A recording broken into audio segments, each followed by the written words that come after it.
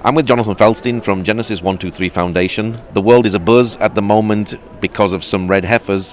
Where did these heifers come from, and why are they here in the Holy Land? Paul, first of all, as a pleasure. We were just getting to visit, and it's always good to talk to you. The red heifers arrived, I guess, just about 2 years ago now. A year and a half, 2 years ago. They were 5. They were calves, so under a year old at the time, I think, and they came from different ranches in Texas. And it's quite miraculous. I think we spoke about it before. I happened to be present at the airport when they arrived, just because a friend invited me, and I thought that would be interesting. I always tell people that I was overwhelmed with how overwhelmed I was, and the really incredibly miraculous nature of the fact that they were born during COVID, and it was because COVID that they weren't tagged, which would have made them automatically ineligible to become potential sacrifices here in Israel. But there were farmers who have been looking for them, who have been trying to breed them, and it's through a tremendous divine coincidence of a lot of people trying to make this happen and looking for it. They arrived and they've been protected here in Israel. Obviously, a lot of people are ascribing various divine prophetic significance to this. It's very significant. I'm not one who believes necessarily that because they're here, the temple is going to be rebuilt today or tomorrow. We're praying for that. But I believe that we are now one significant step closer to when that happens, being ready. Have they actually been bred here in the Holy Land, their offspring? No, they can't be. That's another interesting factor. They're all female. If they were to get pregnant, that makes them ritually unqualified. So they can't. So these are 5. And I was speaking with somebody about it earlier this week, I don't remember, about whether or not they age out at a certain point, if they have to be sacrificed by a certain point. Apparently they do. I don't know. I'm not an expert. I've hosted a couple of people on my Inspiration from Zion podcast about this. I've written about it. As I said, I was at the airport. But they can't be bred. These are 5 calves who are now cows who have been born, as of what I understand, all but one is still pure in the sense that they haven't had any white hairs grown, which is a normal thing that might happen with animals like this. And so we're waiting for that opportunity. It's important to note, I don't know that there's a better word. When we talk about sacrifice, it's not a sacrifice as part of a temple ritual. It's sacrificing the animal, meaning slaughtering the animal, but the only purpose is using its flesh to burn to make ashes, which are essential for the ritual purification for anyone who wants to bring an offering to the temple. It's not an actual temple sacrifice. So if they sacrifice these animals, do they have to lay the ashes on the Temple Mount, so that is actually the place where you're going to build the temple, so the temple is actually clean? No, that's a great question. What apparently, again, me learning a lot of this in the last year and a half, apparently what happens is you take the ashes and you mix them in water. That's how you can, that would be like taking an instant coffee, a small amount of instant coffee, and putting it in a cup of hot water, and now you have a cup of coffee. The idea is the same. I don't know what the ratio is, but you mix the ashes in with water, and apparently in biblical times, when the temple stood, one red heifer, the ashes from one red heifer, could last and make people ritually pure for a century. Now, I don't know what the population difference is. I don't know if we need one ashes from one or multiple red heifers. I don't know how that works. But it's not to purify a place. It's a simply ritual purification that purifies the person who's bringing the sacrifice, bringing an offering. So they don't purify the tools that are in the temple either? There would need to be I don't know, this is already now getting way beyond my pay grade, there would need to be a re-sanctification of the space, similar to when the second temple was built and reconsecrated after it was destroyed. The first one was destroyed in the beginning of the rebuilding 70 years later. That because what's on the Temple Mount now has defiled that space on many levels. I don't just mean Islam, I mean just the way the space has been desanctified. So that would have to happen, but I don't believe that has any specific connection to the ashes of the red heifers. Do they have to be totally red? And what happens if there's one white hair? I think that the threshold is beyond 2 white hairs that makes them ineligible.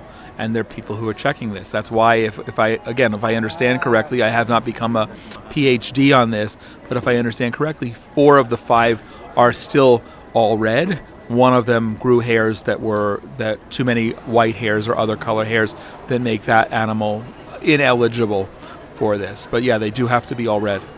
Does a rabbi constantly check the animals to make sure that there's no white hairs? I don't know if it's only a rabbi, but it's somebody who's knowledgeably Jewish, and the same way that a number of people were sent to Texas to check out the animals when they were first born and discovered, and then multiple people came to these ranches in Texas to check them out before flying them over. No one was going to take the expense of flying 5 live animals over to Israel in the cargo section of an airplane, which costs a lot of money, unless they were all pure, unless people believe that these would be eligible for the sacrifice. So yeah, people are checking them out. There's been a sort of a visitor center that's been built, I believe, somewhere in Samaria. I've not seen them since they arrived, so I don't know a whole lot of the details, but they're being very, very well pampered. Are the Jewish people excited about this? So, like myself, where my description I think is a good one, being overwhelmed at how overwhelmed I was, I saw airport employees, loading dock workers, also with tremendous excitement because they saw something was significant that was happening. I can't say most, but I know that Israelis who know about it, who care about it, who see the significance of it, indeed are excited. I think that probably many, maybe even most of us, don't even know because it's not something that is in the news on a regular basis. It was in the news when they arrived.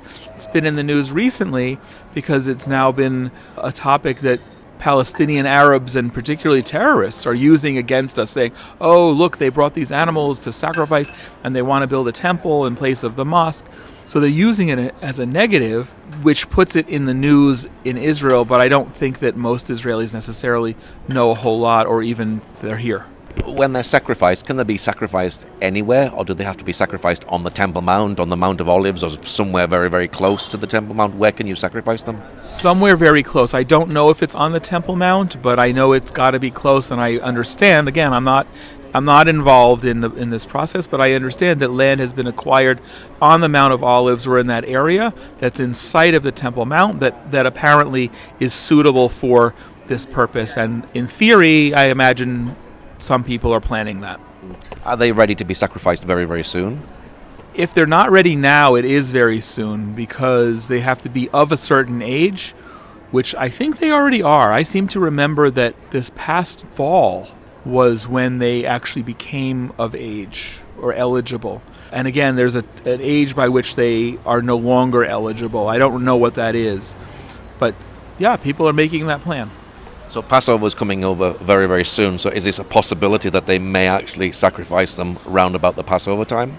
It's certainly possible. I don't know, from my perspective, the significance of Passover coming is not relevant unless the temple exists, because the temple worship and the bringing of offerings, the ashes of the red heifer are significant in order to enable the bringing of offerings to the temple. For average Jews, or actually non-Jews, it's a house of worship for all nations, right? So when people bring an offering, they have to be ritually pure to go up. And I don't know that the significance of Passover, sacrificing them before Passover, perhaps during Passover, I'm not aware of a particular significance because, again, unless the temple were to drop to our left, from my left and your right, from the sky tomorrow, we're not in a situation where we're necessarily going to be bringing offerings or we're going to need the purification this week. Is it the Jewish dream for a third temple to be rebuilt? It's the Jewish dream. It's prophetic. We understand that. Not all Jews, like Christians, believe many different things theologically, and some are more and less comfortable with the idea and when it happens, with the significance of what it means, and will there in fact be sacrifice again. I had a podcast maybe 2 years ago on a parenthetical issue relating to this, that there are some Jews who believe that yes, the temple of course is going to be rebuilt, but we won't necessarily have the same ritual bringing of offerings and sacrifices in the temple as we had 2,000 years ago. I don't know the answer to that, but for those who are in the know, who understand the significance, yeah, a lot of Jews are excited about this. Again, but it's just the potential. There are other Jews who see it as prophetic and a sign that the temple is going to be rebuilt. We believe that. We pray for it, but I'm not going to make up the equation that says because of X, then Y. I don't know. The same way we pray for Messiah, and every day we're a day closer, praying for the restoration of the temple, and every day we're a day closer. I imagine you can actually sacrifice these red heifers and just save the ashes to whenever you want to use them? I would think so. I would think that that would be the case, that you would take the ashes and put them in a vault somewhere until we have the right circumstances that it's relevant to be able to have that. If I use an analogy when someone asked me about it recently about baking a cake. It's lovely to want to bake a cake, but you have to have all the ingredients. And if your oven's broken, using that as a metaphor with a temple, and you have no place in which to bake the cake, then having eggs and milk and chocolate and flour and whatever other ingredients you need is kind of irrelevant, because you're going to be left with a bowl full of mush sitting on the counter as compared to being able to bake it. So I think it makes sense, and it's a very good rabbinic question you're asking, is that if the animal were to be sacrificed today or next week for Passover or in a month or 2 months from now, what becomes of the ashes? And would people want to do that now while we know that that animal is eligible, as compared to wait until they time out or wait until the temple is restored? And if it were up to me, I would say, yeah, of course, we need to have the ingredients, because you don't know when there are going to be another one, much less 5 red heifers. I imagine building the temple on the Temple Mount would be quite controversial, but of course, in 10 years' time, in 20 years' time, we don't know what the political situation is going to be here in the land, do we? Building a temple would be controversial. It would have been controversial if a few nights ago a rocket from our friends in Iran happened to land on the Temple Mount and destroyed that very pretty building with the golden dome on it, which certainly could have happened. There are different ideas as to whether the temple will be rebuilt, or there's a prophecy, I believe, in Ezekiel that the temple might just descend from heaven, in which case it's not a knocking down and rebuilding, but it's just a divine occurrence. And if that happens, it's kind of hard to be angry at anyone but God.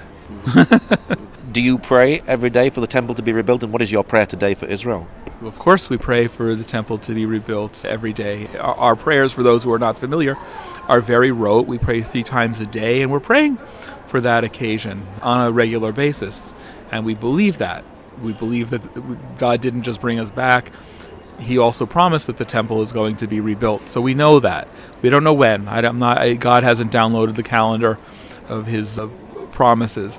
My prayer for Israel and Jewish people right now, of course, that should happen, and that when all of this stuff happens, that the world will see that he is the true only God and come to worship him, that all people, Jews and Gentiles, specifically Christians, will come to this place that's just 2 kilometers from, maybe at most, from where we're sitting, and exalt the Creator.